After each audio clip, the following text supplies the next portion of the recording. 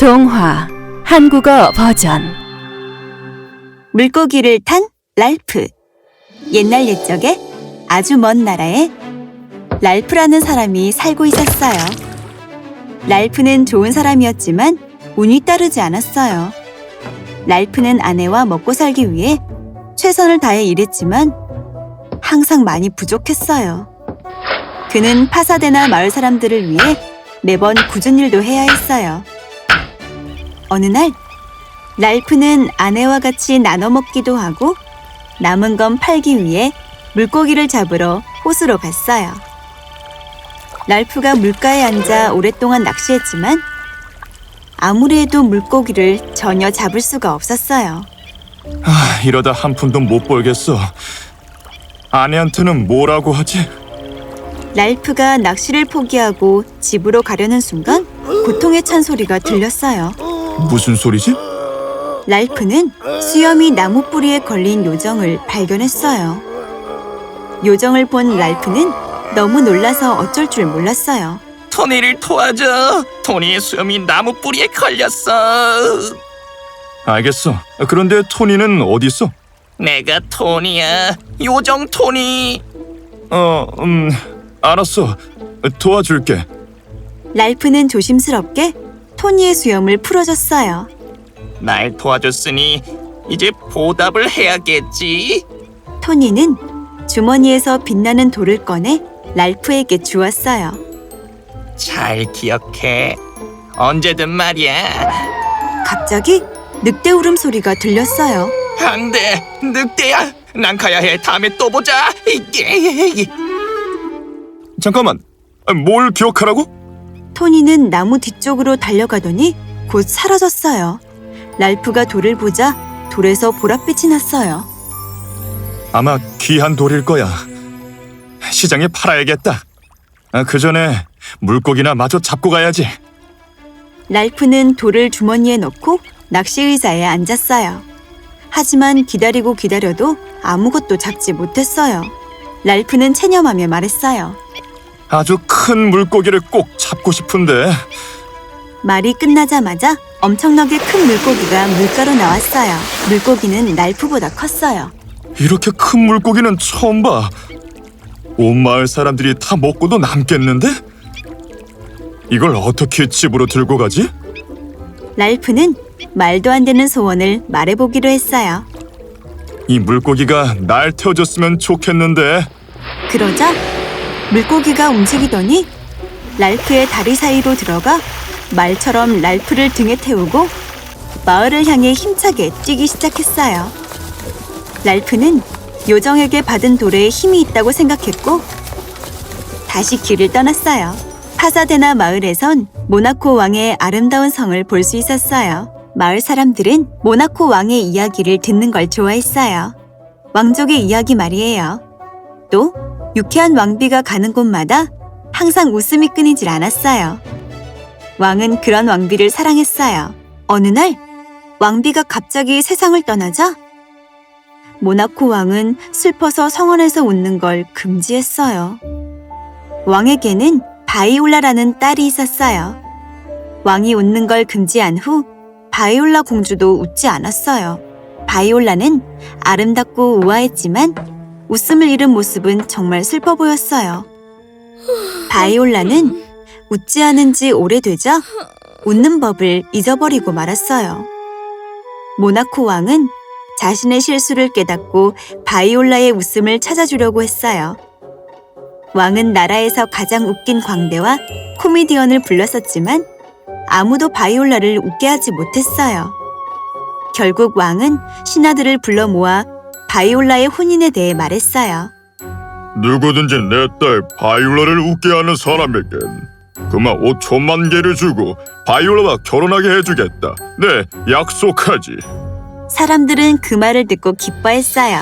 한편 바이올라가 침실 창문에 기대 있을 때 거리에서 특별한 것을 보았어요. 처음엔 단순히 큰 물고기를 탄 사람을 보았다고 생각했지만 곧 정말 사람이 큰 물고기를 타고 있다는 것을 알게 되었어요. 바이올라는 눈을 비비고 다시 봐도 그건 가장 이상하고 재미있는 장면이었어요. 바이올라는 웃기 시작했어요. 웃음소리가 너무 커서 성 전체에 들릴 정도였어요.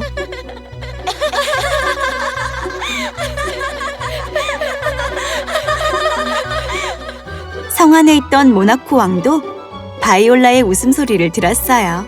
바이올라의 웃음소리잖아. 드디어 누군가 바이올라를 웃게 만들었어. 왕은 곧바로 바이올라에게 갔어요. 무슨 일이니, 바이올라? 뭐가 그렇게 즐거운 거니? 바이올라는 배를 잡고 계속 웃으며 창밖을 가리켰어요. 아빠, 저기에 말 대신 물고기를 탄 사람이 있어서 웃음을 멈출 수 없어요. 저 사람에게 푹 빠져버렸어요. 왕은 창가로 달려가서 랄프가 큰 물고기에 탄 것을 보고 바이올라와 함께 즐거워했어요. 그러나 모나코 왕은 곧 자신의 말을 떠올리고는 웃음을 멈췄어요. 왕은 즉시 신하에게 물고기를 탄 사람을 성으로 불러오도록 했어요. 당장 만나보고 싶구나. 랄프는 왕의 앞에 불려갔어요. 그래, 너의 이름은 도대체 무엇이냐? 랄프라고 합니다.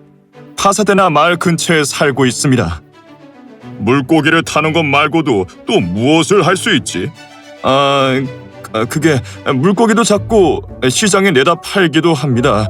그리고 또 아하, 농부로군. 말하기 전에 미리 생각하고 말할 걸 그랬네. 무슨 말씀이십니까? 왕은 랄프에게 모두 얘기해 주었어요. 랄프는 기뻤어요. 너는 선택권이 없다. 너는 내 아름다운 딸과 결혼해야 한다. 랄프는 미소 지었어요. 금화 5천만 개도 얻게 되었고 공주와 결혼하게 되었기 때문이었죠. 그날 밤 왕은 바이올라의 마음을 다시 한번 알아보러 갔어요. 내 딸아, 그 사람과 결혼할 거니? 누구도 저를 즐겁게 하지 못했었어요. 그 어떤 왕도 귀족도 아무 소용 없었었죠. 저는 물고기를 탄 그 사람과 결혼할 거예요. 절 웃게 한 사람과 결혼하게 해주겠다고 약속하셨었잖아요. 왕은 결국 랄프를 저녁 식사에 초대해서 함께 시간을 보냈어요. 랄프와 바이올라는 서로를 보고 사랑에 빠졌어요. 하지만 왕은 랄프가 하나도 마음에 들지 않았답니다. 왕은 식사하는 내내 랄프가 평범하다고 생각했어요. 먹는 방식이나 입는 것, 말하는 것 전부요. 예절까지도요. 교양도 없고 세련되지도 않았죠. 그래서 왕은 굉장히 걱정했어요. 저녁 식사를 마치고 왕은 가까운 조언자인 니엘만 총리를 찾아갔어요. 내가 한 말을 지키진 않을 순 없지만 이대로 물고기를 탄 사람에게 내 딸을 줄 순 없는 노릇 아닌가. 그러니 날 좀 부디 도와줄 수 있겠나? 결혼식을 막아주게. 무슨 일을 해도 좋으니 어떻게든 좀 해보게나. 알겠나? 잠시 생각하던 니엘만은 고개를 끄덕였어요. 왕은 니엘만이 부탁을 들어줘서 굉장히 만족했답니다. 하지만 왕은 니엘만이 랄프를 파사데나에서 없애버리고 결혼식을 멈추려 했던 걸 몰랐어요. 그날 밤 니엘만의 기사들이 랄프의 침실에 들어왔어요. 기사들은 랄프를 묶고 나무통에 넣어 꽉 닫아버리고는 바다에 던져버렸어요. 잠에서 깨어 물에 빠진 걸 알게 된 랄프는 바로 빛나는 돌을 사용했어요. 이 나무통이 배였으면 정말 좋겠어. 그러자 나무통이 커져서 커다란 배가 되었어요. 이 배가 나를 파사데나로 데려다줬으면 좋겠어. 그러자 배가 하늘로 날아올랐고 랄프는 기세등등하게 집으로 돌아갔어요. 다음 날 아침 랄프가 사라진 걸 알게 된 바이올라는 절망했어요. 아버지, 제가 사랑에 빠진 사람이 사라졌어요. 제발 그 사람을 찾아주세요. 왕은 부끄러웠어요. 즉시 수색대가 꾸려졌지만 어디에서도 찾을 수 없었어요. 왕은 바이올라가 걱정되기 시작했어요. 어떻게 한 건가? 도대체 랄프는 어디 있는 거지? 빨리 풀어주게나. 폐하, 그건 안 됩니다. 랄프를 나무통에 넣어 바다에 던져버렸습니다. 아니, 뭐라고? 제거했단 말입니다. 아시겠습니까? 난 그런 것을 부탁한 게 아니네. 난 그저 랄프와 바이올라가 어울리지 않다고 생각했지. 죽일 마음은 전혀 없었어. 도대체 뭘 한 건가?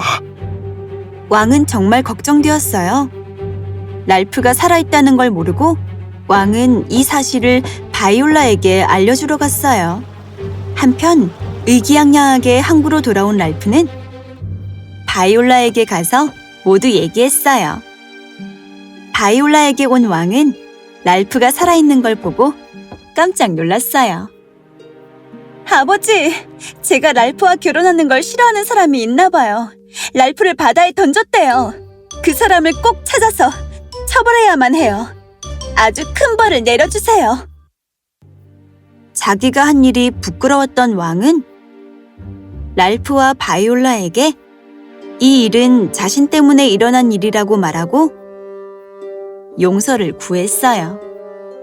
제가 뭐라고 용서할 수 있겠습니까? 저는 그저 바이올라를 사랑하고 결혼하고 싶을 뿐입니다. 그게 제가 원하는 것일 뿐입니다. 랄프에게 크게 감동한 왕은 두 사람의 결혼을 기쁘게 허락했어요. 결혼식은 바로 열렸어요. 니엘만은 나라에서 추방되었고 왕은 랄프에게 왕국의 절반을 주었어요. 감사합니다, 폐하. 하지만 저는 나라나 세상의 부는 필요 없습니다. 말을 마친 랄프는 꿈에서 깨고 말았어요. 옆을 보자 자고 있는 부인이 있었어요. 정말 멋진 꿈이었어.